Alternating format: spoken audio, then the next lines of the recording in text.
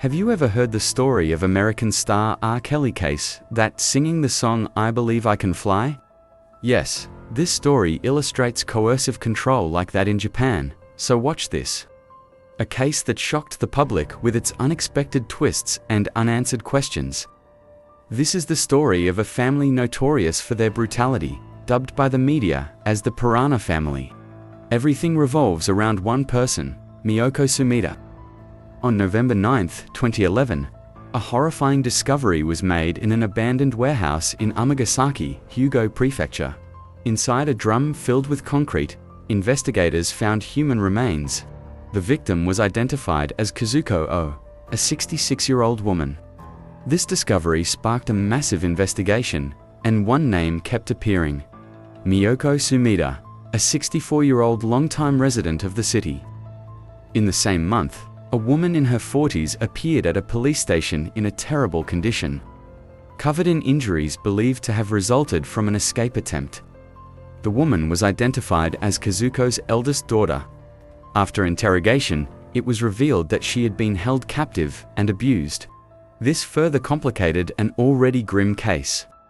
A few months later, on October 14, 2012, police discovered 3 bodies in an abandoned house in Amagasaki. The homeowner, an 88-year-old woman named Nori Minayoshi, had been missing since 2003. Yet her rent had been paid by his granddaughter, Rui, for the past 8 years. Once again, Miyoko Sumida's name surfaced in the investigation since Rui turned out married with Sumida's son. Police began to realize they were dealing with something far more significant than an ordinary murder case.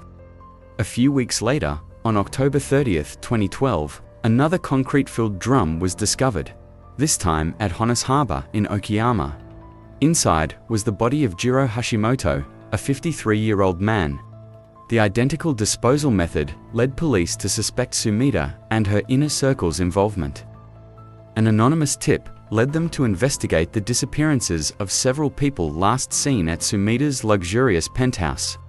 On December 5, 2011, Miyoko Sumida was arrested on charges of injury and body abandonment.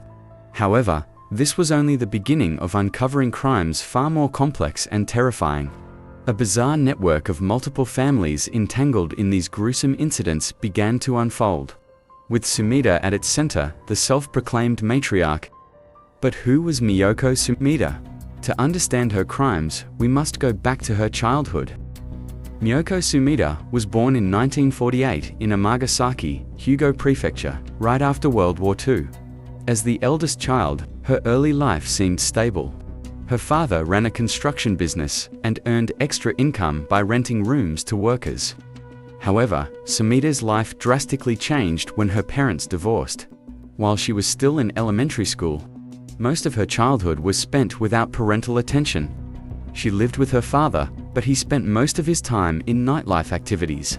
As a result, Sumida was raised by her grandmother and rarely experienced family affection. In her teenage years, she started displaying manipulative tendencies. In high school, she was known as the girl boss, feared by her peers, and often associated with delinquents. In the early 1970s, leading up to the Osaka Expo, authorities conducted a crackdown on red light districts. During this operation, Sumida was arrested for selling a minor girl to a brothel in Yokohama. Despite having a criminal record, she remained known as both charming and intimidating. By her mid-20s, Sumida had been divorced twice. She led a luxurious lifestyle, moving into elite apartments and accumulating expensive possessions. A former restaurant worker invited to her home described the place as dimly lit, messy, yet filled with luxury items. Now, back to her case. Over the next decade, Sumida began controlling multiple families through manipulation and psychological violence. She influenced them into surrendering their assets, money, and even their family members to her. In some cases, victims suffered horrific physical torture until they eventually died. Many victims were forced to attack their own family members, creating a cycle of brutality so extreme it was hard to believe. Including like in the beginning video that was found corpse inside a drum filled with concrete. Some eventually committed suicide, unable to endure the suffering. On December 12, 2012, Miyoko Sumida was found dead in her cell. She used a black long-sleeve shirt to hang herself under her foldable mattress. Her sudden death ended her direct involvement in the case, but it also meant that her accomplices received lighter sentences since she was considered the mastermind. However, the crimes she committed left deep scars on the victims and their families. At least 8 people died as a result of Sumida's manipulative schemes, with many others suffering abuse so severe they lost their sanity. Her accomplices, including her own family members, received varying sentences ranging from 17 years to life in prison. Unfortunately, many felt these sentences were too lenient given the scale and cruelty of the crimes.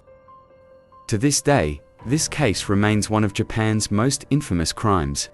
The public questions how the legal system failed to capture Sumida earlier, despite numerous reports from victims and witnesses. Sumida's death closed the door to getting answers for many questions, leaving victims and their families without adequate justice. This case serves as a grim reminder of the dangers of unchecked manipulation and systemic failure in protecting victims from social predators like Miyoko Sumida. So this story, like USA singer R. Kelly case, coercive control, especially in cases where emotional, psychological, and manipulation violence is used to subdue or exploit the victim, often in unequal relationships that can lead to fight, death, and even suicide. If you had coercive control, what would you do? Use it to make your partner cook better than ever, or to convince them you desperately need a new car, and actually get them to buy it. Either way, mind control sounds pretty useful, until they figure it out. If you like this story, please comment below. This is a story about a nun, but not like the ones you see in horror movies. This isn't about a terrifying nun like Valak from The Conjuring, or a dark mystery like in the Korean film Dark Nuns. But believe me, this story is just as frightening, because it is a real-life horror, far scarier than fiction. In a case that spanned nearly 3 decades, the shocking murder of a young nun, Sister Abaya, in 1992, finally saw justice in December 2020. What began as a quiet morning in a convent in Kottayam, Kerala, soon spiraled into a mystery filled with cover-ups, conspiracies, and relentless investigations. Sister Apaya, a 21-year-old nun dedicated to her faith and studies, woke up at 4 a.m. to prepare for her exams. She was disciplined, hardworking, and had big dreams of serving the church. After a brief study session, she stepped into the kitchen possibly for a drink of water or to refresh herself. But she never returned. The next morning, the nuns discovered signs of distress: an open refrigerator door, a spilled water bottle, and one of Sister Apaya's slippers lying near the well. When they peered inside, their worst fears were confirmed. Her lifeless body was submerged in the water. The convent, once a place of peace and devotion, was now shrouded in fear and suspicion. The air was thick with whispers. Could it be an accident? Or something far more sinister? The initial police report dismissed the case as suicide, despite troubling evidence. Sister Apaya had unexplained injuries, bruises that should have raised alarms. Yet the authorities showed little interest in investigating further. The convent, a place of worship and sanctity, suddenly became the center of secrets. The silence from church officials was deafening. Activists like Joan Payne Pericle pushed for justice, leading to the case being transferred to the crime branch. But after months of investigation, they declared it a suicide. The lack of forensic evidence, Abaha's clothes and diary had been destroyed only fueled public outrage. Why would key evidence be removed so quickly? Who was trying to erase the truth? With growing pressure, the Central Bureau of Investigation, CBI, took over in 1993. However, their efforts were repeatedly obstructed. Evidence went missing, and witness statements changed overnight. Someone somewhere was pulling the strings to bury this case. Then, in a shocking revelation in 1994, CBI officer Varghese P. Thomas resigned, stating he had been pressured to label the case as suicide. It was the first public acknowledgement that powerful forces were at play. Years passed with no concrete answers. Dummy tests were conducted, bodies were exhumed, and post-mortems were re-examined, but the truth remained buried. By 1999, after 3 rounds of investigation, the CBI finally admitted what many already suspected. Sister Abhaya was murdered, but the perpetrators remained unknown. The case was on the verge of being forgotten till fate intervened. In 2007, a new witness surfaced, a petty thief named Ad Raju. He was no hero, just a man who survived by stealing. But on the night of Sister Abhaya's murder, he had sneaked into the convent to steal copper rods. What he saw that night changed his life forever. From his hiding place, he saw something chilling. Father Thomas Kator, Father Jose Puthrakal, and Sister Sephi lurking in the convent at an unusual hour. Raju's testimony was initially dismissed. He was a thief, after all. But then something shocking happened. The police turned against him. Instead of taking his statement seriously, they tried to frame him. They offered him bribes, a house, money for his children's education. When he refused, they tortured him, trying to force a confession. But Raju stood firm. His honesty turned the tide of the case. The walls of deception that had protected the guilty for years began to crack. A closer look at the evidence confirmed the worst fears. Sister Abhaya had woken up that morning and, by sheer misfortune, walked into the kitchen at the wrong moment. She stumbled upon an illicit relationship between the priests and Sister Sephi, something that could ruin their reputations and the convent itself. Panic set in. If she spoke, their lives would be over. In a moment of desperate cruelty, Sister Sephi grabbed an axe from the kitchen and struck Sister Abhaya on the head. Blood spattered the walls. She fell, gasping, struggling, trying to understand why her own faith had betrayed her. But there was no mercy. Father Kator and Father Puthrakal dragged her unconscious body, heavy with lifeless resistance, across the cold convent floor. They knew they had to act fast. Before dawn, they carried her to the well one that had served as a symbol of purity and life and threw her in. The water swallowed her whole. Her body sank, leaving only ripples behind. The breakthrough came when forensic experts revealed that the narco test recordings of the suspects had been tampered with. The original footage surfaced, revealing damning confessions. In 2020, after 28 years of struggle, Father Thomas Kator and Sister Sephi were sentenced to life imprisonment, while Father Puthrakal was acquitted due to lack of direct evidence.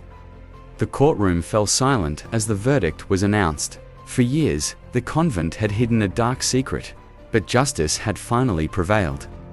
Thanks to the persistence of activists, journalists, and an unlikely hero, a thief who chose truth over fear, the truth was laid bare.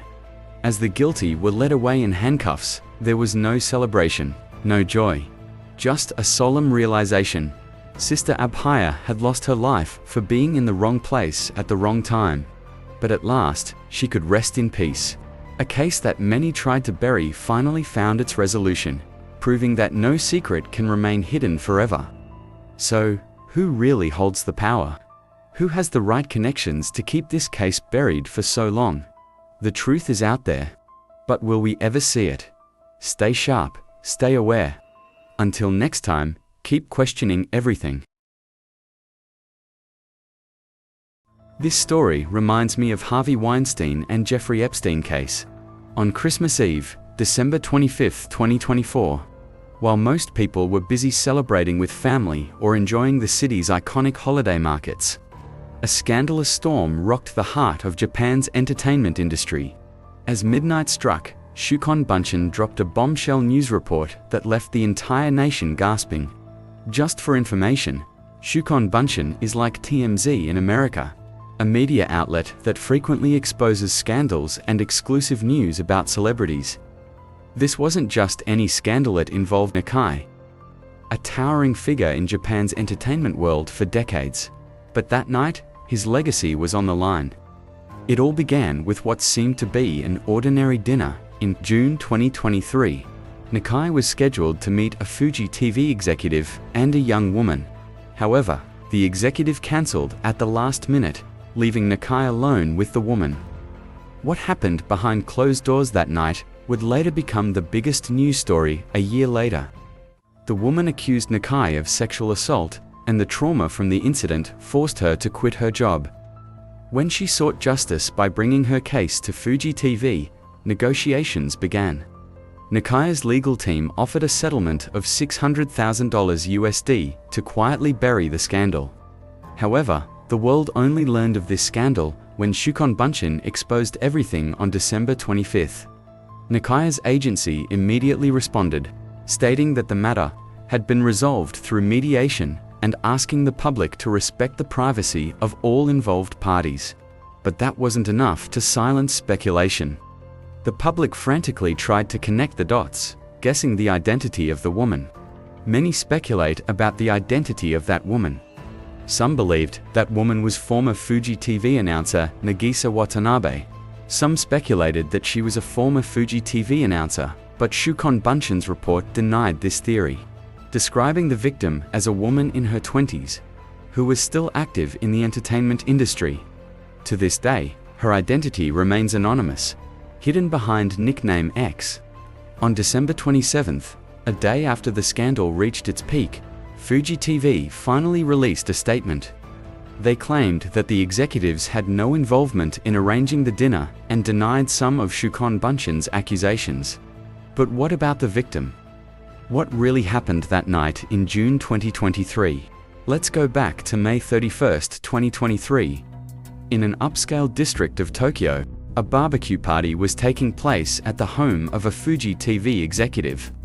10 people gathered, drinks in hand, enjoying the aroma of grilled meat filling the night air. Among them were Nakai, several TV executives, and popular entertainers Hiromi and Sarub. Also present was a young woman who was later identified as X. The plan was to play golf, but the rain forced them to change their agenda to a more relaxed barbecue party. At first, the atmosphere was normal conversations, jokes, and the clinking of glasses. But as the night progressed, the mood shifted. One of the executives, who had arrived with X in a taxi, had convinced her that this event could open career opportunities for her. As the party went on, the executive instructed the women to sit close to the famous entertainers, including Nakai. The lively laughter gradually turned into increasingly inappropriate jokes. Nakai even joked that the party felt like a cabaret club, a comment that immediately made the atmosphere awkward. As the party ended and some guests started leaving, Nakai suggested a second location, an upscale sushi restaurant. X, trying to be polite, joined in the conversation. However, when the executive who had accompanied her earlier started joking that Nakai and X should date, she felt increasingly uncomfortable. Nakai was 52 years old, a towering figure in the entertainment industry, while X was a young announcer in her 20s. At that moment, she felt trapped. June 2023, the day that changed everything. X received a message from Nakai inviting her for drinks. The message was ambiguous. Nakai used the word "we," making X think that others from the Fuji TV circle would be present. Believing it was a business dinner and recalling the promises previously made by the executive, X eventually agreed. However, when she arrived at the designated location, Nakai's house, her heart sank. The room was empty. There was no "we," there is only Nakai. Behind the closed doors of that house, her nightmare began. X became the target of unwanted sexual assault. She was shaken, humiliated, and felt violated. The glamorous image of Nakai shattered before her eyes, replaced by a figure who had betrayed her trust. The next morning, still in shock and consumed by fear, X faced 3 Fuji TV executives. Witnesses later reported seeing her crying in the network's dressing room. Her sorrow was impossible to hide. By July 2023, X was hospitalized for long-term treatment due to the trauma she had experienced. One day, a Fuji TV executive visited her, bringing a gift allegedly sent by Nakai. However, the moment Ten heard his name, she immediately screamed in fear and refused the gift. The emotional burden she carried was too heavy. Desperate and feeling alone, X finally sought a lawyer. However, No one was willing to take her case. It was too risky to challenge the power of Japan's entertainment industry. Hope emerged when a lawyer from a sexual assault victims advocacy group offered to help. But X hesitated. If she filed a criminal report, her identity would be revealed, something she wasn't ready to face. Eventually, in late July, X accepted the settlement from Nakai's legal team, $600,000 for her silence. But money couldn't buy silence forever. In December 2024, Shukon Bunchen exposed the scandal to the public, and the entire world was in an uproar. What happened next? The public condemned Nakai. Sponsors began pulling their advertisements from Fuji. On January 21, 2025, several major television networks announced that they were suspending all programs featuring Nakai. The next day, Nakai finally broke his silence, announcing his retirement from the entertainment industry. However, for many, it was too little, too late. And the Fuji TV's president also announced retirement because chaos in his company. Fuji TV's 10-hour-long press conference only made things worse. Their reputation crumbled, stock prices plummeted, and major sponsors withdrew. This scandal was not just about sexual assault. It was about the entire entertainment industry in Japan, a system that allowed power to be abused. X may have accepted the settlement money, but true justice was still far from her reach. This scandal remains a dark symbol of Japan's entertainment world, the price paid for fame and the cost borne by those who dared to fight the system. Just like the Harvey Weinstein or Jeffrey Epstein case, that showed how power and connection are powerful. What if you had that kind of power and connections? Would you look for a new lover to live in Florida, or just eat Chinese food instead of looking for trouble?